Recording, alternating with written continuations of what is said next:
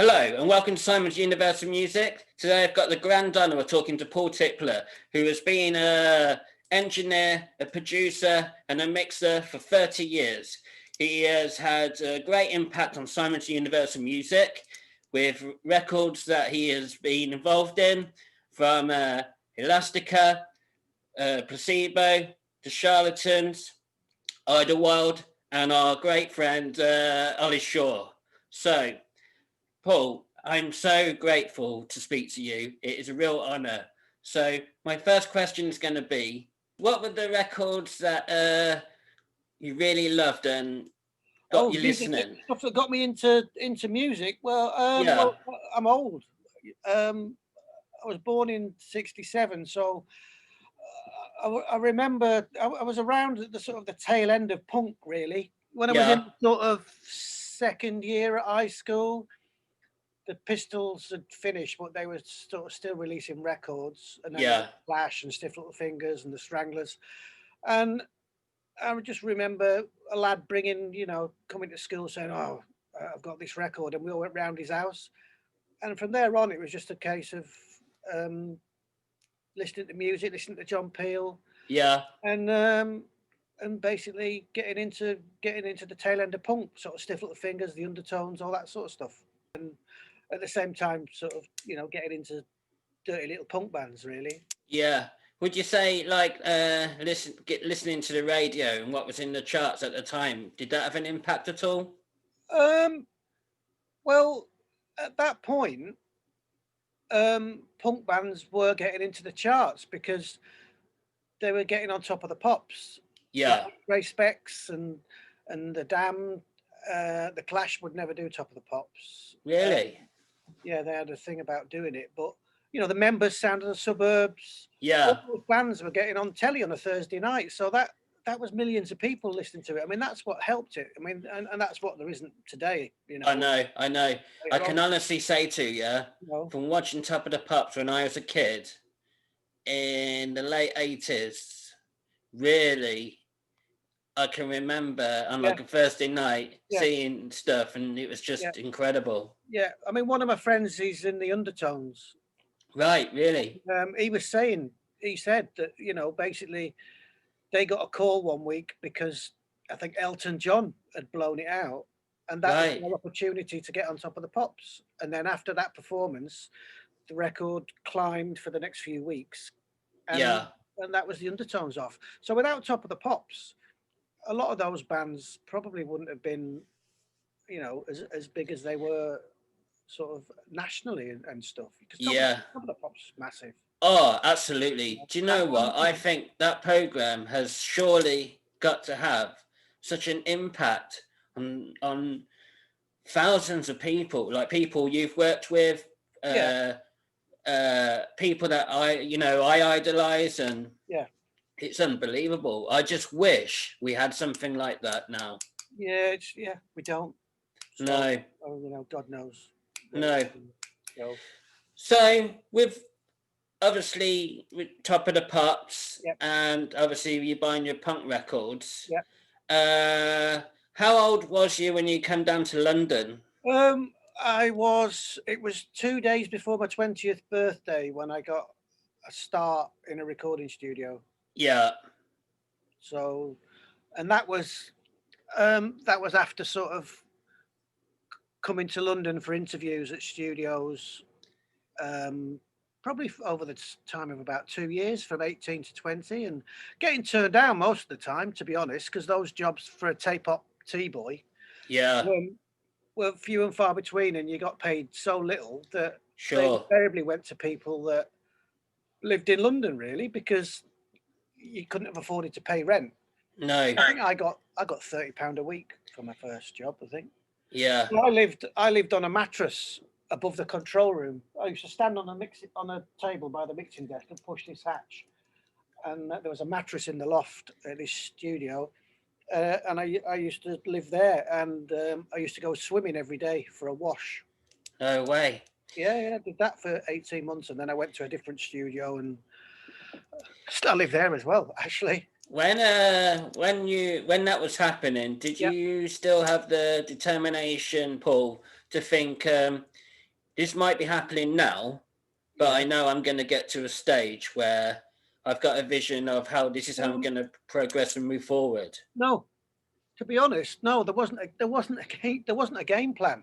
I mean, when I started, I didn't know the difference between. I'd look at a record sleeve, and I honestly didn't know the difference between a producer and an engineer. I didn't know what different jobs they did. All I wanted to do was work in a recording studio. Yeah. And that was it. And it took me, a few years and a big struggle to do that.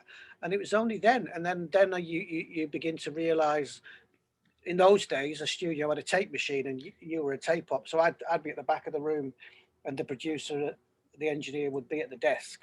Yeah. And they'd say, play it from the chorus and drop in and drop out, and you'd be operating the tape recorder. Was it easy to pick up when you was watching these people doing stuff like controlling the sound or vocals or guitars or whatever? Yeah. How long would you say it took to work out, right, that sound is going to create that? Well, it takes quite a long time, really. I mean, I started in 87, but in 87, I very rarely got to sort of touch the desk.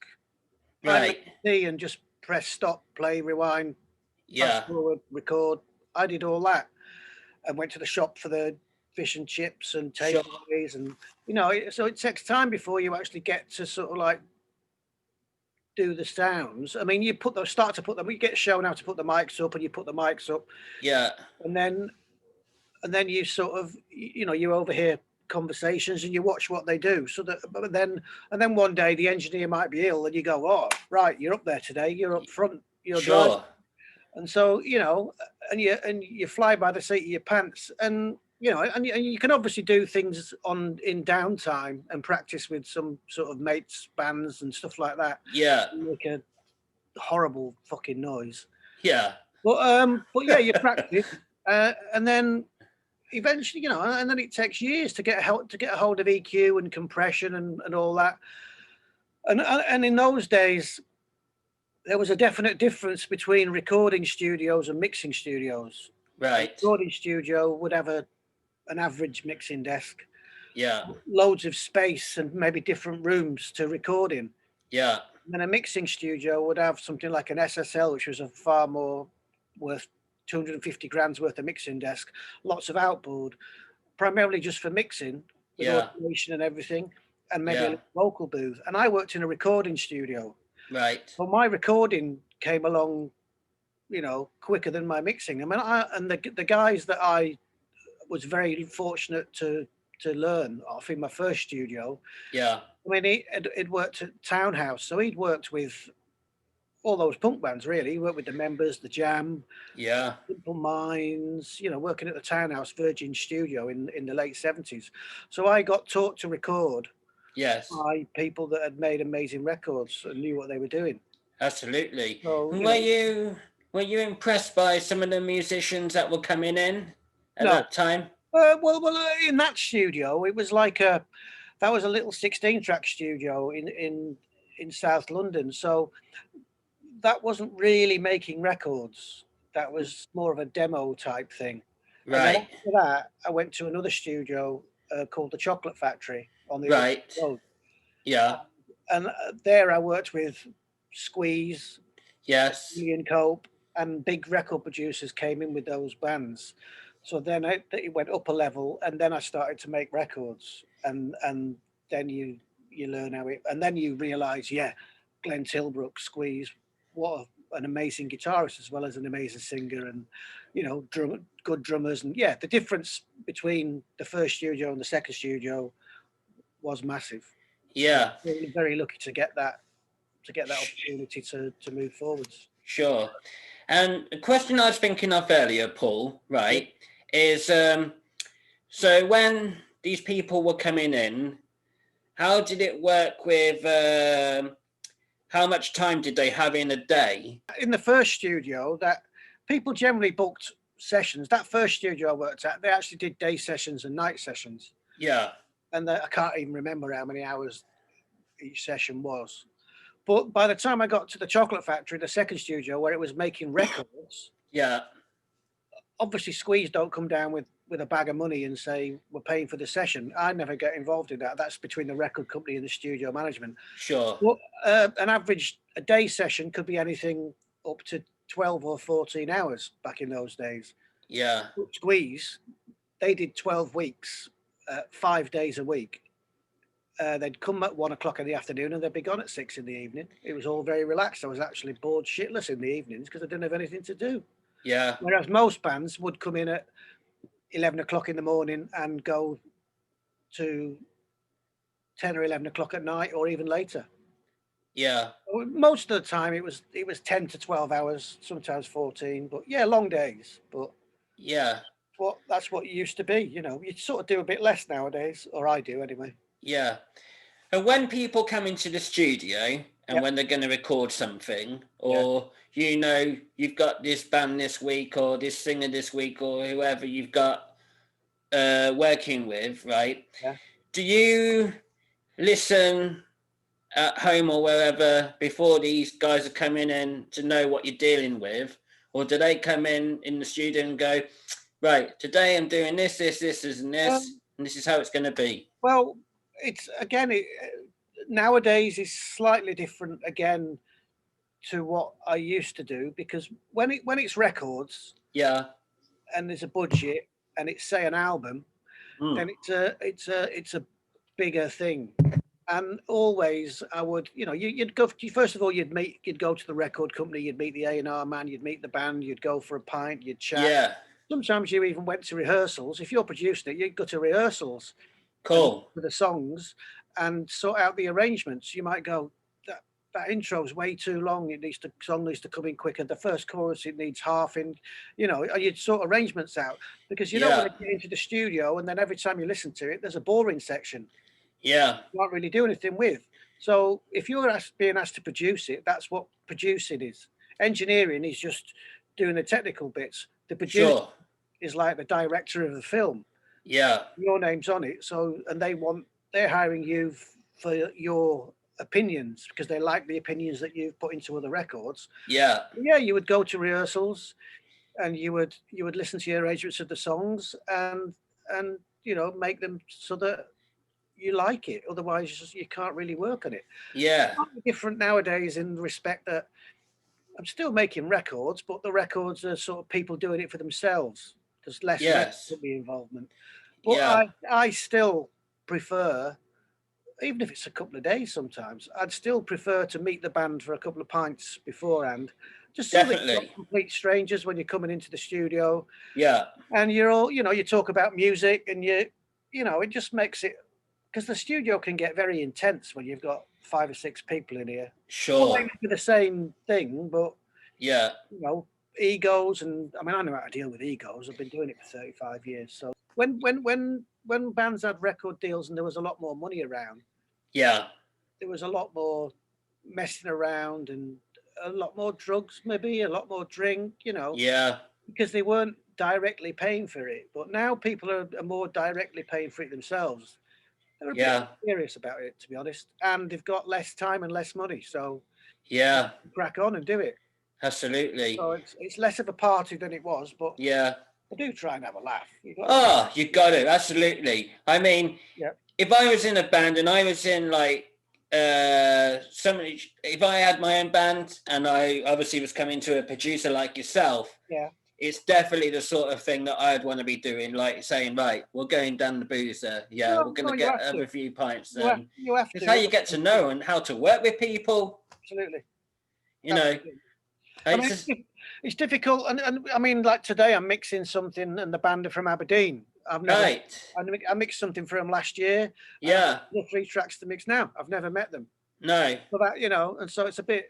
That side of it's different now. The remote side. Yeah. Well, it's recording, and I'm going to be spending, you know, X amount of time in this room with them.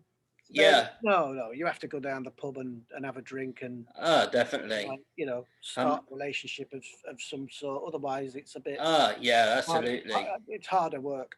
And then you can suss out the characters in the band as well and know Yeah, You it's know, really how you important. can sort of, in the best possible sense, manipulate them. Really, how you know how far to push, and who's the leader of the band, and this and that. You know, you have to do a lot of that sort of mental Yeah, out as well.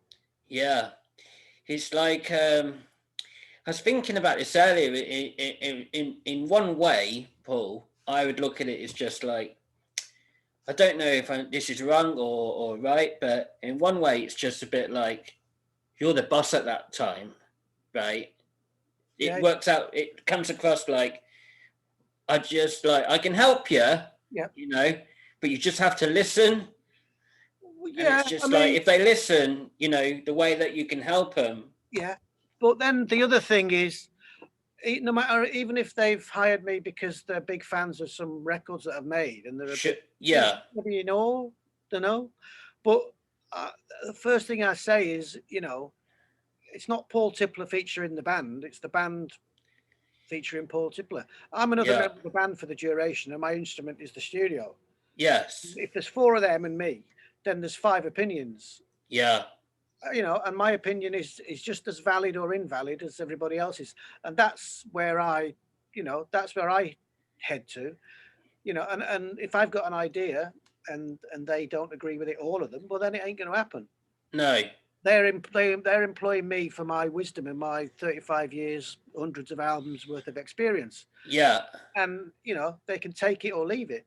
And I'm absolutely, happy to do that because it's their record. They formed the band; it's their record. yeah, So I help them make that record and take it to the next level, maybe. yeah, But at the end of the day, it's their record. It's their name on the record. So I'm under no illusion that absolutely. When you've got bands making like say 12 or 13 tracks, B-sides and like the album and that ever, yeah, when you hear someone make that tune where you just like, do you know what? They've got it, they have, and that's just gonna give something to someone.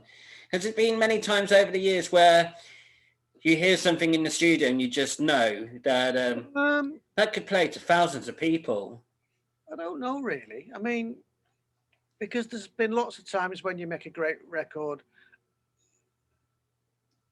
and not enough people have heard it. So Yeah, I think, because there's still a lot of politics involved about getting a record, even back in the day, about getting a record heard and getting it out there and getting it on a playlist and all that. So, yeah, I mean, there's lots of times in the studio where you're like, fucking hell, yeah, oh, brilliant. But you soon you soon come down to earth and realize that there's a lot more involved after that event for, for other people to get to hear it, then as well as now, to be honest. yeah, Yeah, you do get a buzz. I mean, I've made some records that have lasted. I remember being in the studio making them, and people grinning. yeah, We've cracked it here. yeah. Yeah, but not like, this time next year we'll be millionaires. It's nothing like that. But it's no, it's great, and that's an amazing feeling to have taken something from, well, it used to be demo cassette to Yeah, the record. It's you can't beat it, really. no, it's the best feeling in the world.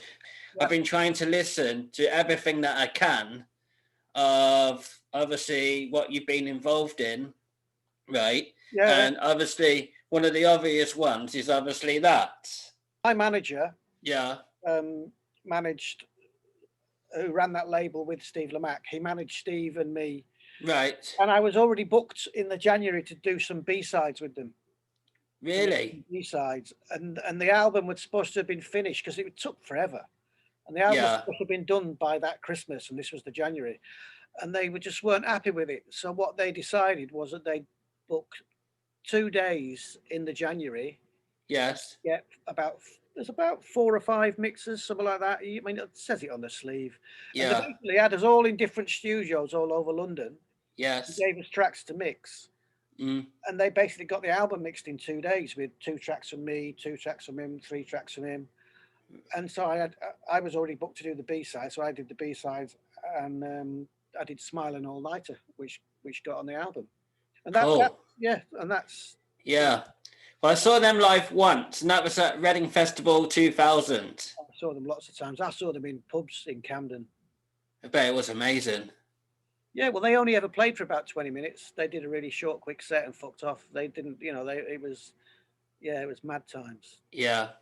And the other thing I've been listening to recently is things like that. Right. Yeah, that's newer. Yeah. So, I prefer the second album. yeah, I think it's a bit more punkier. A bit more together. Yeah. Yeah. But that's a good record as well. Yeah, absolutely. We're on album 3 now. We've started on that. Yeah, really exciting. Done some drum tracks for 2 or 3 songs, I think. But it's going to be a slow year. Yeah. That came out. The album launch for the second album was cancelled because that was the Friday of lockdown, the very first lockdown. Oh, Jesus. So basically, that album's never been gigged or anything. It's just, it's been tough. I had 3 albums that all came out in the first sort of lockdown. Yeah. So, it's been hard because all those bands have not toured those records and they've all got to be thinking about the next albums now. I know. I hope to God, Paul, when we come out of all this, that people can just get back out on the road and people can go and see people and just. Well, they will. I'm sure they will. It'll change. Give it a couple of years and it'll be like, this never happened. But when it does start, who knows if it'll be, the end of spring or summer or autumn. But it will get back. Absolutely. There's no reason why it won't get back, but. It's weird to think, when will you next be in somewhere like Brixton Academy, squeezing your way through people with the faces like this? And I've been there once. I think I feel pretty comfortable with it. I'm not, but I'm sure there will be some people that might be traumatized by the whole experience, and it might take a long time to be able to be in a crowd like that. Yeah. But once this vaccine's out there and everyone's immunized, then I think people forget relatively quickly. I think so. I think this could be a distant memory in in time to come. I mean, it's been a terror really, but and it'll be a hard memory for a lot of people. But I think it will get back to normal at some point. And I don't think it'll be longer. It'll be sooner rather than later. I think. Once the comfort kicks in and people get comfortable and there's things allowed to happen, I just think they'll happen because people want them to happen. Absolutely. People want to go mad in a nightclub. Yeah. This and that, I've been furloughed obviously since last March, and me and Susanna, I can't wait to get back to work to start earning the money again. So, as the fan that I am, I can afford to go out and do these things and buy records and do everything. Yeah. But going to gigs and buying CDs and that, it's been the biggest thing it's what I've spent pretty much all my money on over the years. Yeah, well, no, I think people in a similar position and of that age probably have, because you're the last generation to have bought records, really. I think the generation after you bought a lot less and expected a lot more for free. Yeah, I mean, being in my line of work and working with younger people, Paul, you always try and tell them that you should, go and buy that album or go and see that gig or check these out and check them out. Yeah. And it's just like, you hope people do. But I think you lose, you grow older with time and people walk away, and with the change in culture and scenery and what they're into, tricky. Yeah, times change. I mean, I think it's harder for people to earn a living at music now because the way to get music is a lot harder. You at least when people were buying vinyl in a bigger sort of amount. Yeah. You know, you could record, pay for a few days recording, press up 1,000 singles, Yeah. easily sell 1,000 singles in a with a band that no one knows about. Yeah. Sell those singles and make a profit to basically pay for the next single. Yeah. Now you're expected to spend the same amount of money and almost give the tracks away, Yeah. and then do the same again 2 or 3 times. Yeah. So it's a lot harder for bands now because they have to input a Yeah. lot more cash to get to a similar position Yeah. before I, somebody else might come in and say, right, we want to take this and invest in it. So absolutely. Absolutely. it is quite difficult. Yeah. I mean, I can honestly tell you, like, obviously when you're like 13, 14, when you get like, you know, your first job as like a paper round or something, whatever cash was coming in, even if it was just like a tenner, you know, Yeah. you could go down to our price. Well, I used to live in Bromsgrove. You know, you could see 2 singles at like $3.99 or $4.99 or whatever it is. I'd get them. And you See, know what? singles for me was 75p to 99p, and an album was 350. Yeah. That's the price I remember, and a double album was £6. Yeah. So that's the difference in my era to your era. I can remember a single, an expensive single. The Pistol singles were on French import, and they were 125, and I used to be like, Jesus, I'm not paying that. And to put on chart singles, and other singles were between sort of, 75, 99p a pound. Yeah. And I mean, when good old Woolworths was open, I can assure Well, you there was. they did the charts. They did, and Boots did Yes. as well. Yeah. And I mean, even with like albums and that, like in. First Smith's album from Woolies on Morecambe Promenade. No way. Yeah. You could get like 2 albums for like, you know, 10 quid or 8 quid or whatever it is. Yeah, no, like I say, an album was £3.54. So you Yeah. could do 2 albums for a tenner, but a tenner was a lot of money. Yeah. And I don't know what people around used to pay. Can't remember, but yeah, an album was, you used to have to save up and really, you might have heard it on John Peel or something like that. Yeah. And that's the only place you'd hear it. Yeah. Until you bought it. It's not absolutely. Like today, where you can Google it in 10 seconds and listen. Yeah. So it was a very different thing, really. I mean, I can remember, you know, there was times where it's just like you knew it was coming out on the Monday, and like, you know, you had to have your tenner ready to go to that shop and we get all it. used to go to the record shop at lunchtime from school and get the new releases when you knew it was coming out, like the new UK sub single or the new Upstart single or Cockney Reject, something like that. Yeah. We ordered, and we all used to leg it to the record shop. Yeah. At dinner time. Yeah. Get it.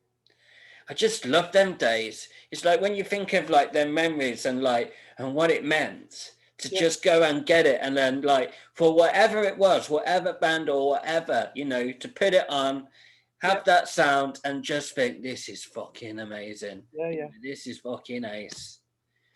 You know. Yeah, different now. Yeah. And it sort of has taken the magic away from it, because a little bit, yeah. A click of a button, it's there, you play it, and it's just like, yeah, I've got it, and it's okay, but as long as people are still going into the studio, Paul, and making these records, and for us to have them sounds, people will carry on making albums and recordings as long as they can sort of like afford to do it.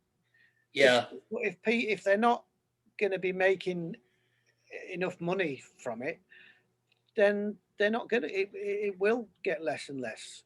And at the moment, with the current sort of laws on streaming and stuff like that, yeah, and and maybe the new Brexit laws, even with going over to Europe, we don't really know how that's going to sort of pan out. Yeah. There's lots of bands that just operate on that level of making money. Yeah. From recordings and selling swag and T-shirts and CDs. Sure. At gigs and doing gigs in Europe where you actually get paid. Yeah. Fed and watered. if they can't do that and make as much money, the new costs might just put them into the negative. Then that'll all stop. Yeah. So it's, you know, it's a lot harder today. You know, it's easier to make a record and it's easier to put a record out. You can just stick it online. Yeah. Years ago, it was like you had to make a physical record and you had to, you know, it was like, oh, you unsigned. Everybody was an unsigned band, and you need signed really to make a release. But now anybody can release a record. Yeah.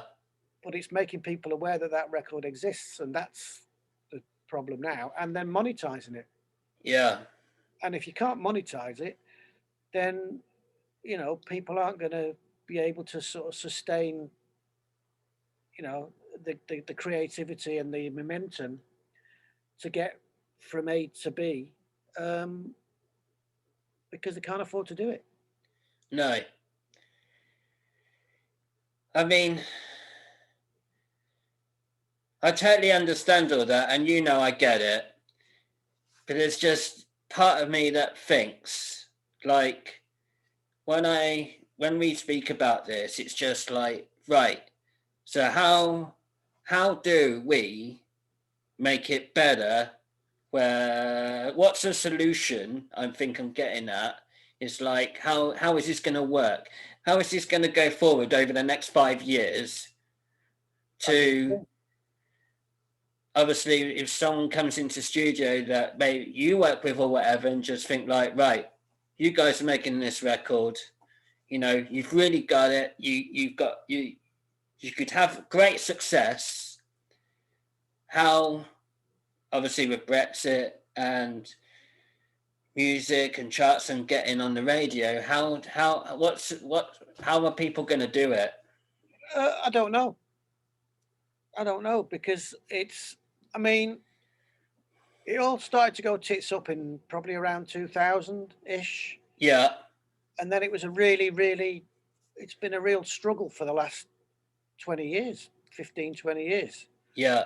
And bands, and in 2019, it really felt like people had finally sort of like realized, right, this is what we've got to do.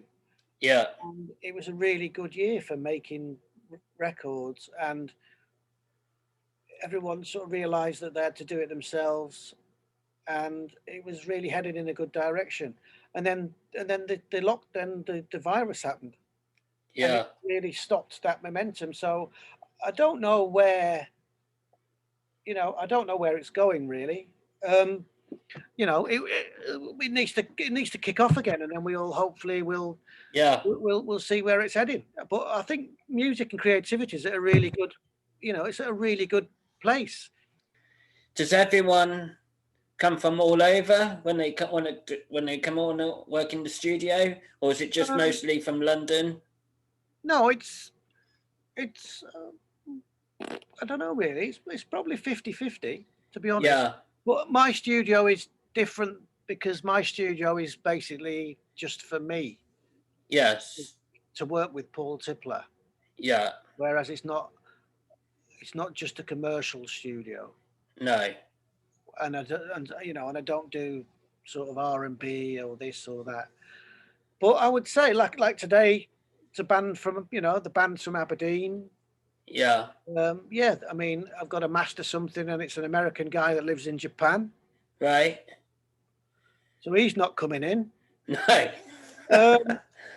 You know, and then obviously people like Ollie who live in London, and yeah. Well, maybe 50-50. It might be a little bit more 60-40 towards London, but sure. It's, you know, I mean, I've had work blown out in January and February from a band in Manchester. Yes. Because they can't get down here. I did their previous album, and we were supposed to start the new album last March. Right. And it's obviously didn't happen. And then I've got some work recently for another band whose album I produced, and they wanted to do the next single. Yeah. They're from Manchester, and they've had to record that in Manchester. Right. So I actually do get quite a lot out of London. Yeah. Now that's coming to bite my arse, because they can't come in lockdown. No. So yeah, it's not London centric. It's good. Yeah. When we come out of lockdown, all these people that said they were going to get down, will you be really busy then with lots of work going on? Who knows? Yeah. I mean, I had 2 bands cancel in December, and they haven't tried to rebook yet. No. So I don't know. All I can do is, it's a survival thing. Yeah. And we just got to get through. And it's good. I mean, there's people talking about doing stuff, but Sure. we'll see. We'll just it depend. People might be losing their jobs, and if they lose their jobs, then they can't afford to come to the studio. Yeah. Because it's all DIY. It's all people basically with jobs, or full time or part time, that's paying to make a record. Totally. And if they're going to be losing, a slice of their income, well, then they ain't going to be coming to the studio because that's extra. Yeah. So who knows? We just got to, we've just got to crack on and I mean, I've been doing it a long time, so the phone always rings, and the time always gets taken. So it's cool. Totally. It's cool. But who and when and what they will be, it'll unfurl. Yeah. It'll happen. It'll be fine. Oh yeah, absolutely. There's a lot of really, really good music being made, and there's a lot of music to be recorded. Yeah. What happens to it after that isn't really anything to do with me, but no. sorting out. Yeah. Then affects the knock on of people. Sure. Need to make records, but yeah, I think that positive about the future. Absolutely. I think there's some really good stuff around. Absolutely. Do you get people in the business where if somebody knows something and they say, "Oh, you should go and work with Paul because if you work with Paul, he would be really good for your particular sound"? Do you get that happen? Oh yeah. Yeah, definitely. I mean, back in the day when it was more records. I used to have a manager, agent. Yeah. So obviously, they got all my work. It was all record company work. So once you get to that level and you have a reputation, well then people know you are anyway. Like that I made those records back in the 90s.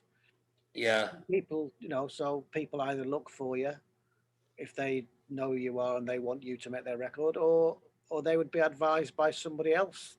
Yeah. To come and contact me because I work with them or friends of theirs or something. So yeah, it's all it's all recommendation and stuff like that, and reputation. I don't think I get much from advertising the studio. Really. No. That doesn't really seem to do a great deal. No. Do you get days where when you finish working, when you go home and think like I'm really proud of what I did today? And yeah, absolutely, all the time. Yeah. This week's been brilliant because we've had this for a year now, and it's been really tough. I mean, I'm quite lucky that I've got a laptop and I've got software on the laptop, and I've actually recorded my own sort of electronica album. No way. And I'm talking to a few different people about putting it out. So I've actually been quite productive.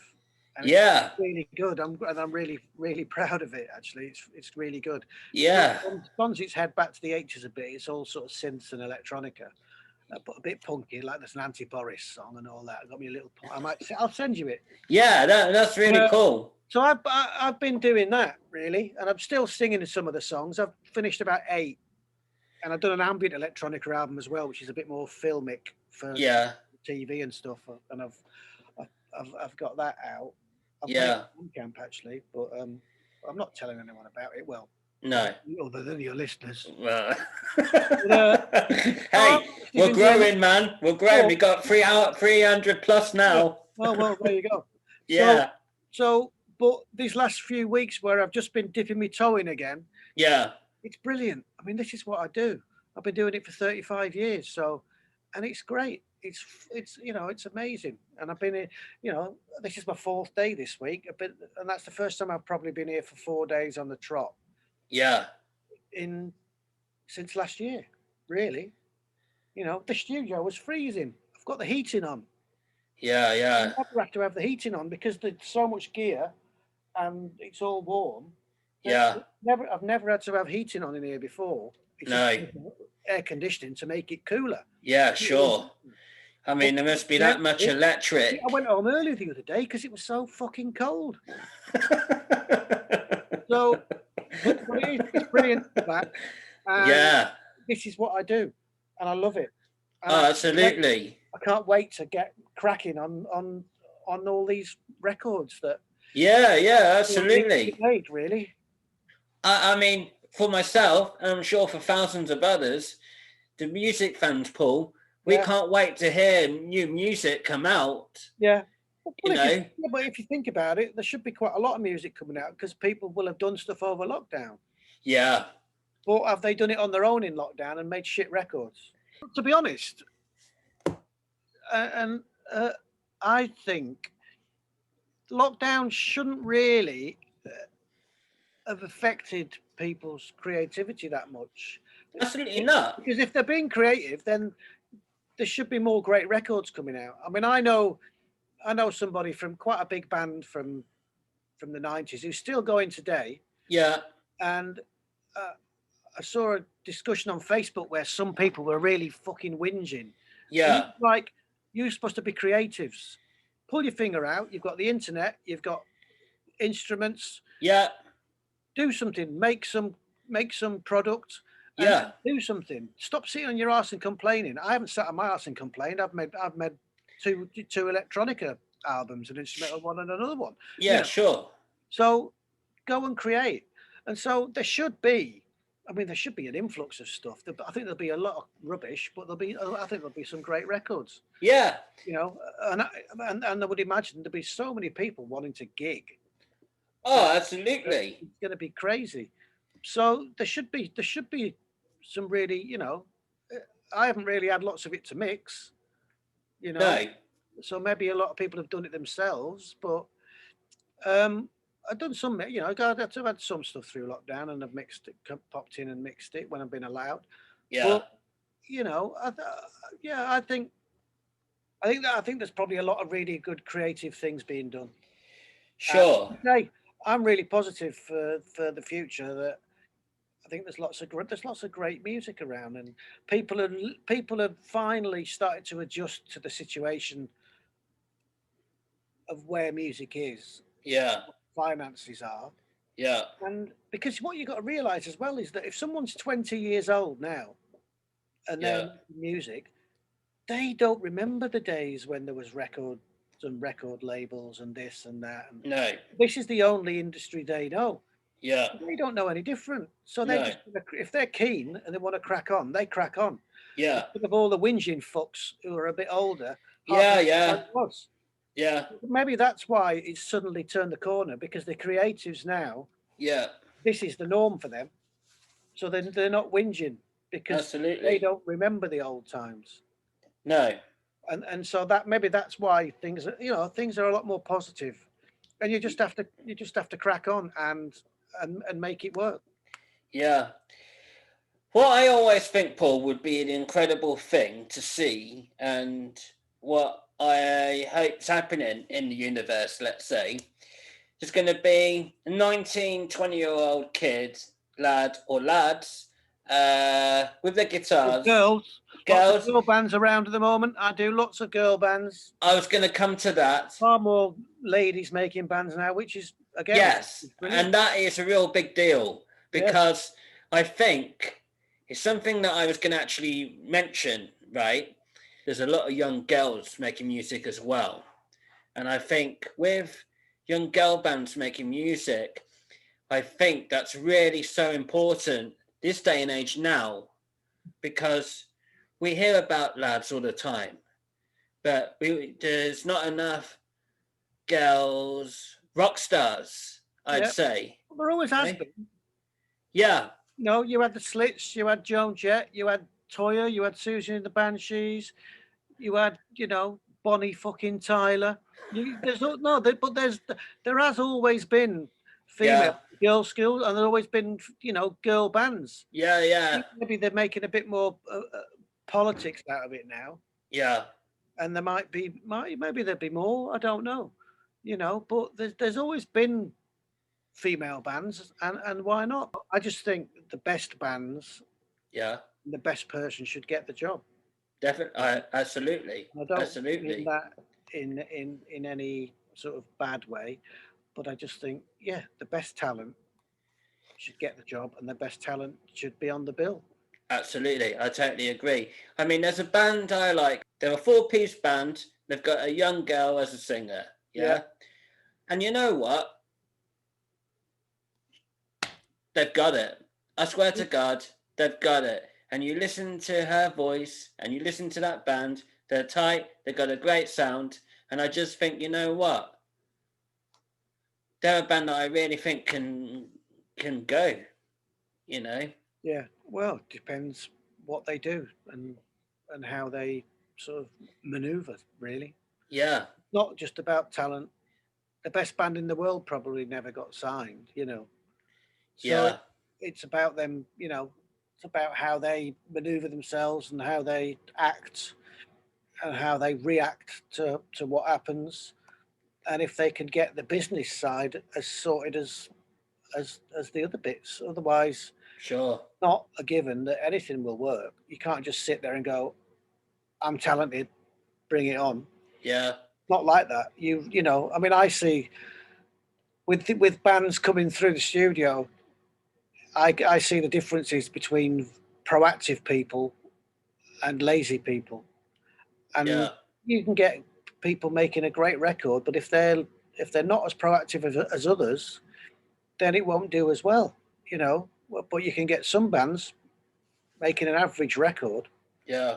but if they've got it together, internet wise and PR wise, and they're proactive and they don't mind putting a bit of work in, they could quite easily do a lot better than the ones that might be more talented. So I totally agree. it's not a given. No. I mean, I've worked in the industry where you can't be fucking lazy. You got to move your ass. Yeah, You've got deadlines and you have to be on that deadline to get to where you want to be, yeah, uh, you know, and you have to, think and be pretty smart at times to get your bit out when you've got, things going on and that. I suppose it's the same for, musicians and everything within the business for moving and progressing. Let's say, is that right? yeah, yeah. Like I say, I mean, you've got to. Nothing. It comes sort of flying out the sky and bangs you on the head, like Yeah. You have to make things. You make your own luck. I mean, you could be doing the lottery for a year and a day and never win. You could be doing it for 10 years and a day and never win. You could be doing it for a day and win. Yeah. So, but if you don't buy that ticket, you ain't gonna win it.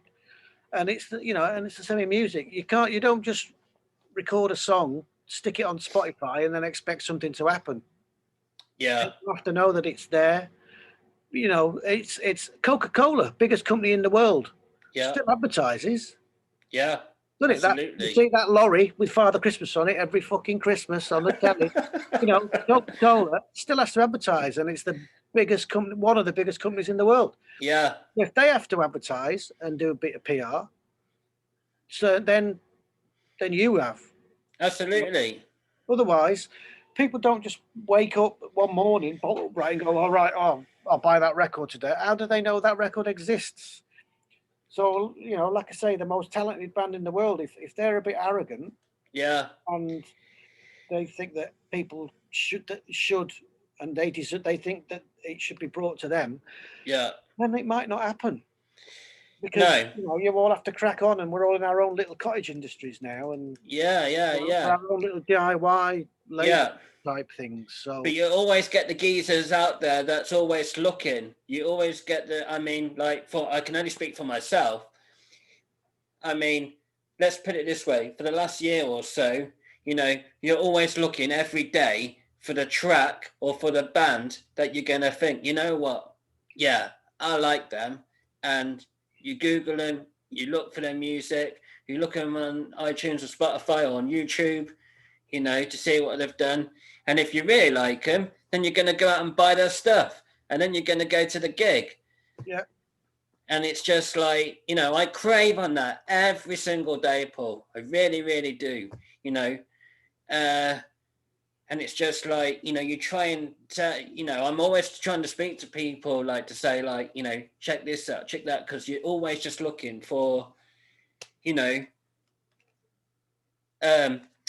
looking for something that's going to obviously give you a night out and experiences, meeting people, and I suppose more importantly, memories. Yeah, absolutely. I think that's one of the best things in music of all time. Yeah, well, yeah. I mean, all the records I work on they're like photographs for me. When I look at an album sleeve, I just think back to making it, and I have memories of making that record. Yeah. Yeah, but then other records, like like the records that got me into music.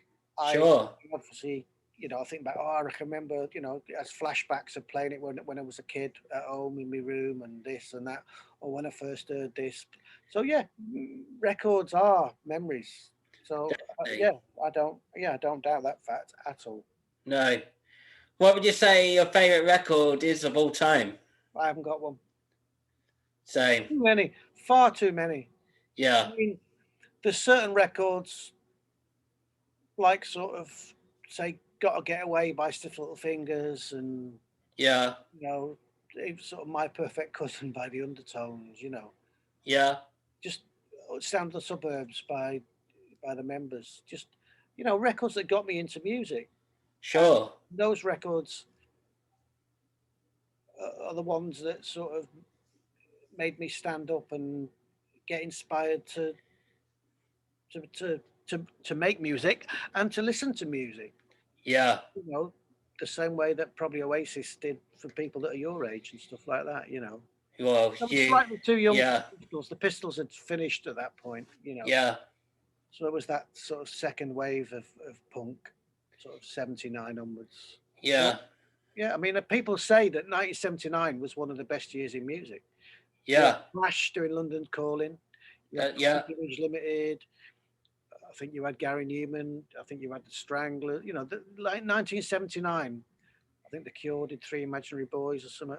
Yeah. I think 1979 was an amazing year for music. I think the 70s, to me, is a lot better. Right. And I've got to love the 70s more now. Yeah, but what part of the 70s? Maybe from about 74 to 79.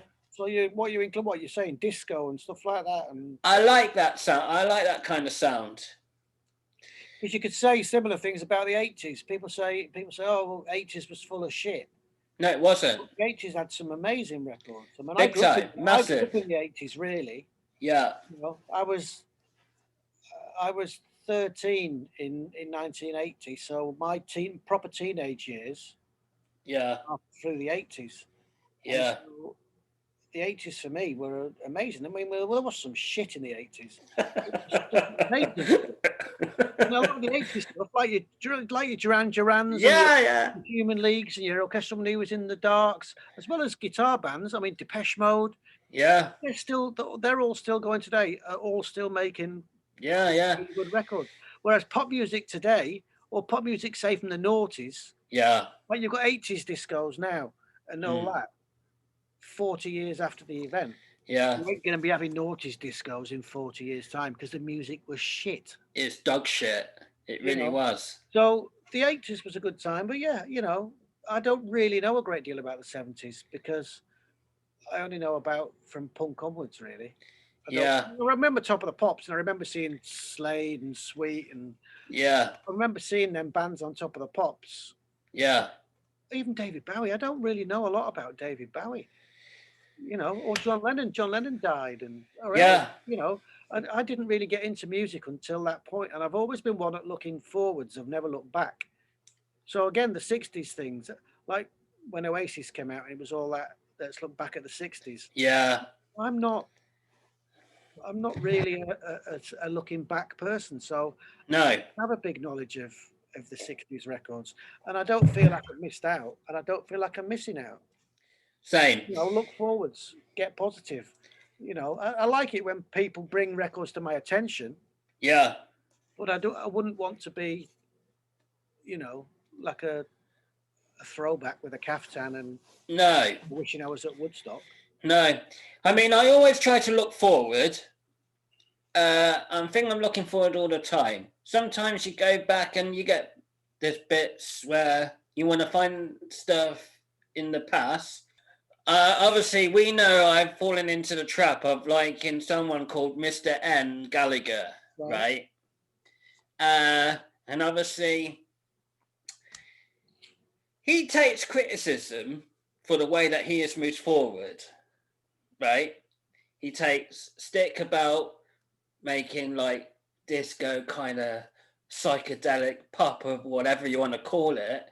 Yeah. And people say his music's dog shit, but he, as a musician, he's decided to go that way. But there's so many people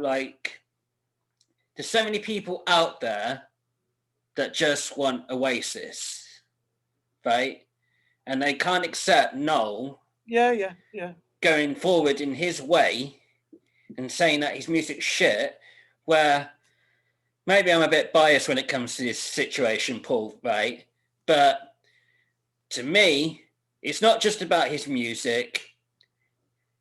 He just hasn't influenced me as a person and what his theories on life are, with how much he loves his wife, Sarah, and how much he loves his family. And loves his brother. Well, yeah, and what he thinks about his brother. And for the Oasis fan that I am, because that's what I am, an Oasis fan. But both them brothers, equally, I love Paul. And for everything that band has given to me, has really... Oh, yeah, I did see that. When was that? Oh, yeah. Well, over a year ago. Because no way. Yeah, the guy in the studio next door does some mixing for him. Right. Pretty cool. Yeah. What did you talk about that day? Man City. Yeah. So, and that's the other thing why I love about him. I mean, obviously he loves his music and football, which are my obviously two favorite things as well. Okay, here's one for you. Yeah. So, over the last 2 or 3 years, all these magazines have disappeared. Right? Because I can honestly say, Paul, over a period of time, magazines like Q, right, have done so much for my life, right?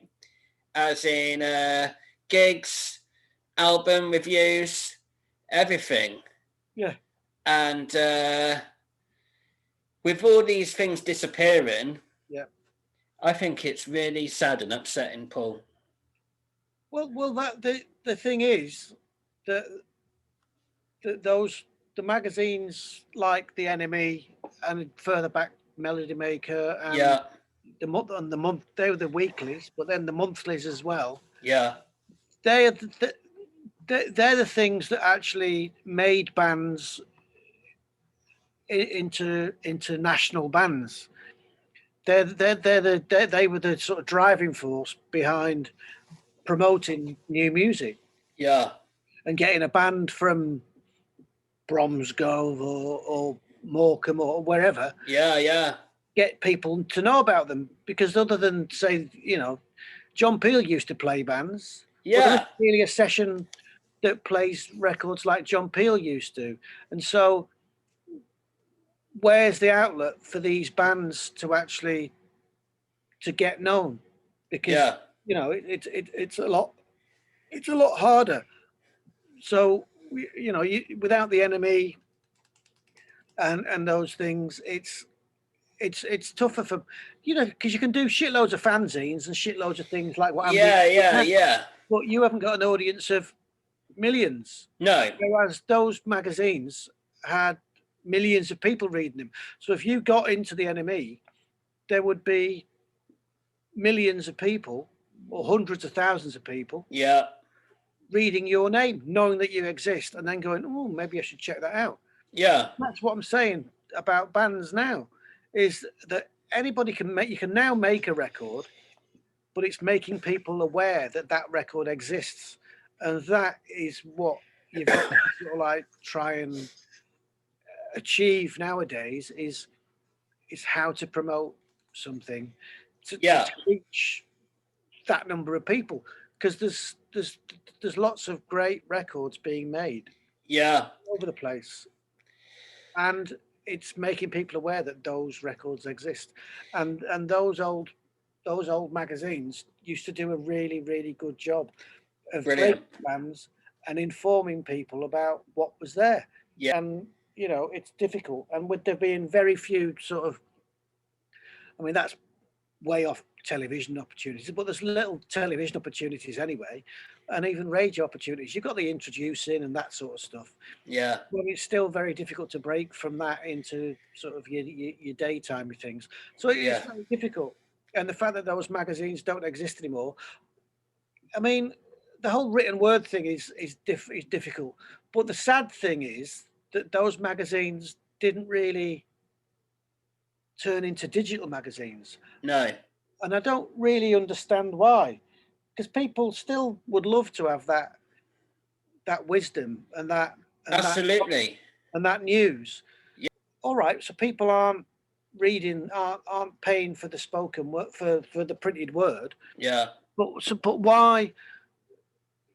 Why didn't those magazines just turn into digital magazines and have the same thing but just online? And yeah. you pay a subscription and you get that every week. That would be great. Because the go-to website, like I thought maybe Drowned in Sound was going to become that a little bit. Or, yeah. And so that's the thing. You really do miss that, because that was a rite of passage back in the day for the bands that were releasing those 7-inch singles. Yeah.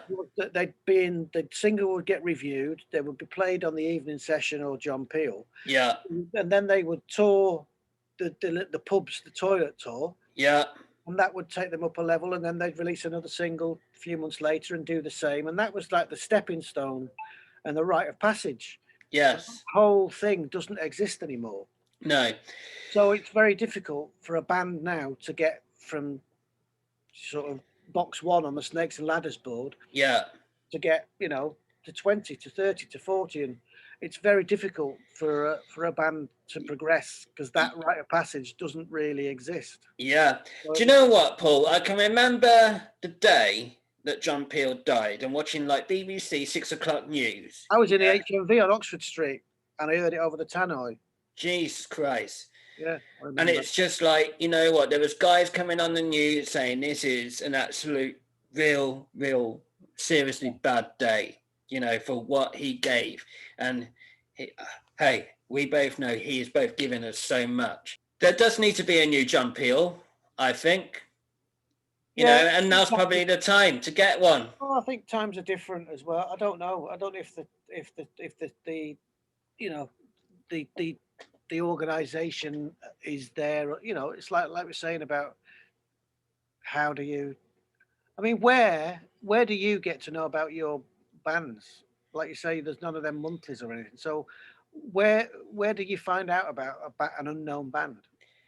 I'm going for me, Paul. I'm going through social media, as in like Facebook.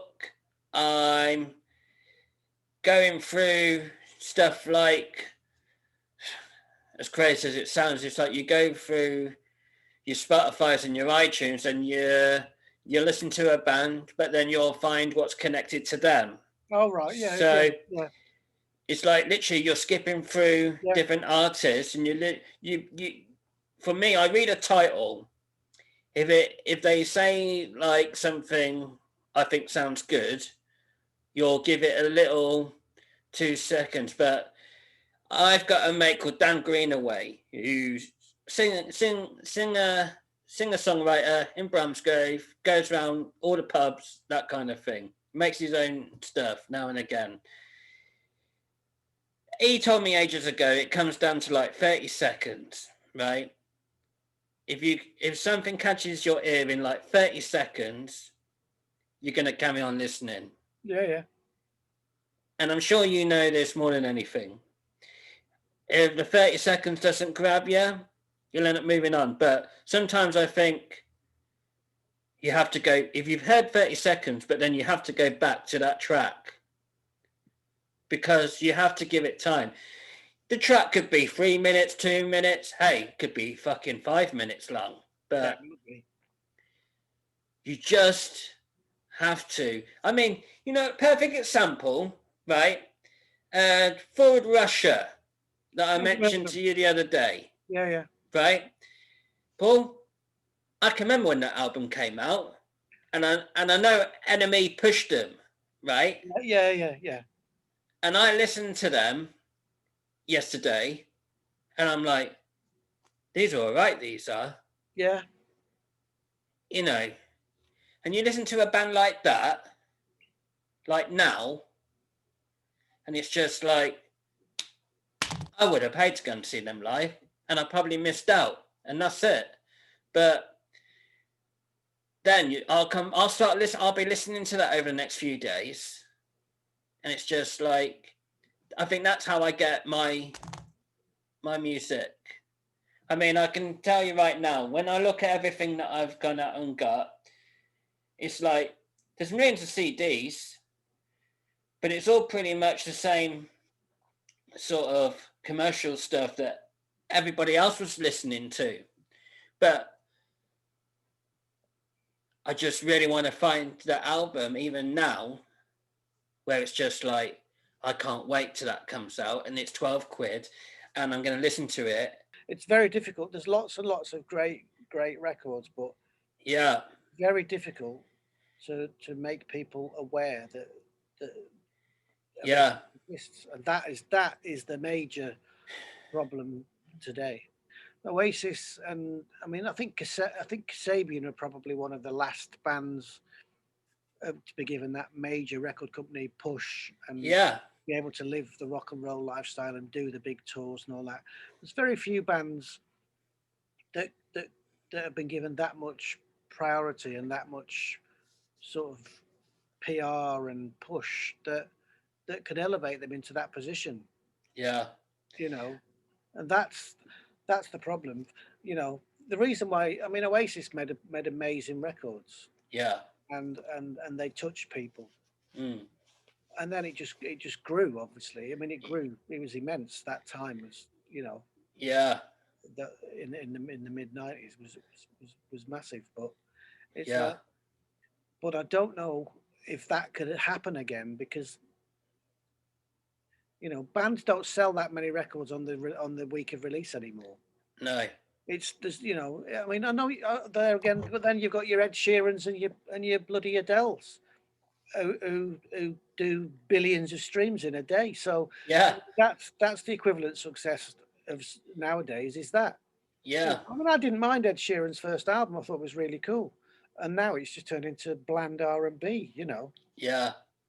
Which is sad. So maybe, maybe things are different, and it is all about streams now, but how you get to that is very different nowadays, because those old paths and routes to sort of like success, and I mean that in a sort of artistic thing, not a financial thing. It's a lot trickier. Yeah. It is. It's just like, you know what? I'd love to be looking for. I'd love to be out one night, right, going down the pub or anywhere in Newcastle, or go back down to Birmingham way and see a band, a band that are playing, and go and say to you like, oh, you will not believe what I have just seen. Yeah, you know. Don't doubt the fact. That's what it's about. That's what it's all about, Yeah. When I remember, even back in the day, I mean, somebody made me aware of Idlewild. Yeah. A friend of mine, that's amazing. A friend of mine who was an A&R man in the industry, he contacted me and said, you need to sort of have a word with this band called Idlewild. Yeah. And I did. I called them up, and they liked a few of the things that I'd done before. Yeah. So I did started working with them. Great band. Yeah, that those things happened then and they happen now. Absolutely. Yeah, they've got a really great sound. Yeah. They're a talented bunch of lads. Definitely. And it's just like they must be influenced by punk and yeah, they're a bit younger than that, really. Yeah. But when you have bands like that, it's really interesting of what the influence is always what I like, but it's so interesting where you have bands like Idlewild and I suppose they could turn around and say we don't idolize anyone. We're just us, we're just Idlewild and this is our sound. But yeah, I don't know. If I was a musician and I was coming into your studio, you always think about the what ifs, and it's just yeah, I can honestly hold your hands up to say if I was and if I could do it, you'd want to be like, right, I'm going to fucking be like this and I'm going to do that. And you want to be absolutely incredible because it's just I'm influenced by this and this, but this is us. Yeah. Yeah. Yeah, but but that's what happens. I mean, obviously some influences are what it's all about, because without hearing the records that got you into music are always going to be records that inspired you, A, to start listening to music, and then B, I suppose, that inspire you to start making music. Yeah. And then some bands obviously have their influences a lot subtler than others. Yeah. Some bands, but a band they'll never, a band is always different, because it's those four people making that noise. Sure. So even if they're playing the same, bands go, oh, I don't, they go, but some bands have different songs and they go, oh, do they all sound like it's the same record? And I'm like, well, yes, it does, because it's the same four people playing it. There is a theme going through it.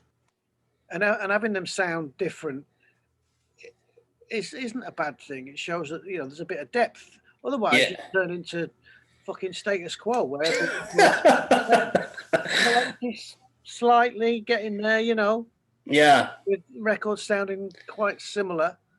Yeah. And so it's, it's all about influences. Yeah. I mean, the the electronica stuff that I'm doing is there's bits that, there's bits where I go, that's donning its hat to them, and yeah.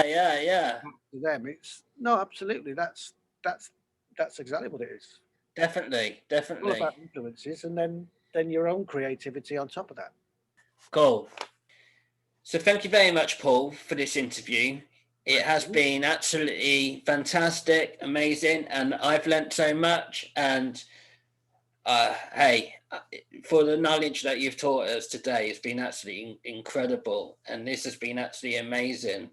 So, Simon's Universe Music, thank you ever so much for watching. You can get in touch with Paul at unit13studios.com. Yeah. Is that right? Yeah, unit13studios.com. Incredible. Thank you very much. Thank you. Thank you very much for watching Simon's Universe of Music. I hope you really enjoyed this episode. We'd love you to subscribe. We'd love you to put the thumbs up. And most importantly, we really want the comments of what you think about this episode. I'd like to say that we've put the worlds to right about music, Paul. And, yeah, absolutely. I really hope we can do this again. Yeah, I'd love to. Yeah, that'd be really cool. So thank you very much for watching, and we'll see you next time.